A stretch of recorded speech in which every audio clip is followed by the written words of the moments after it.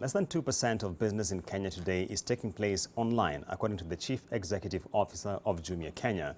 The increasing penetration of smartphones in the country is, however, creating growth opportunities for the digital commerce, even as the Kenya Revenue Authority trains its sites on effectively taxing the nascent space. Concern is mounting on how KRA will go about this, with fears rife that similar fate to that faced betting firms could befall the companies concerned.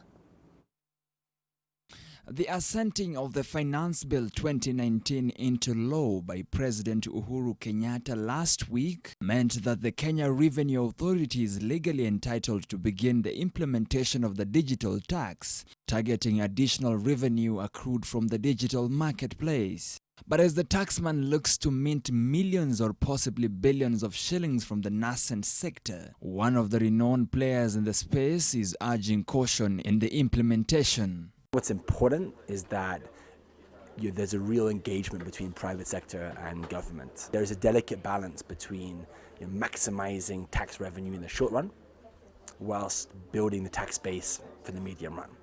Because if we put into place sort of like restrictive or disadvantageous tax regimes that disadvantage the online world versus the offline world, then people will not digitize.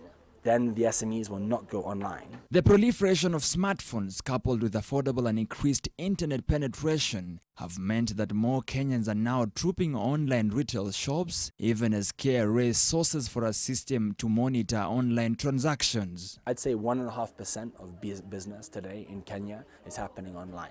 So it's still very, very small in relation to the overall size of the market. However, it's growing quickly. And in particular categories, such as phones, such as TVs, we already see a significant share of the market moving online. Tens of other countries across the world are also lining up new digital tax laws. But taxation of digital commerce has proved problematic for policymakers, as innovation has run well ahead of regulation on that front.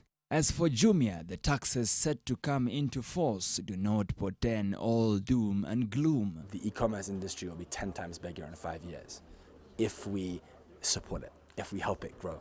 Shopping online allows you to save time and money. You discover new products that you wouldn't find otherwise in the offline market, and you find better prices because there's more competition on Jumia than there is in the offline market, and so you have better prices. Jumia is currently running its Black Friday promotion, which sees mega offers provided on the platform, particularly on Fridays. The sale was launched on November 8th and will run until the 29th of this month. Victor Kiprop, NTV Business.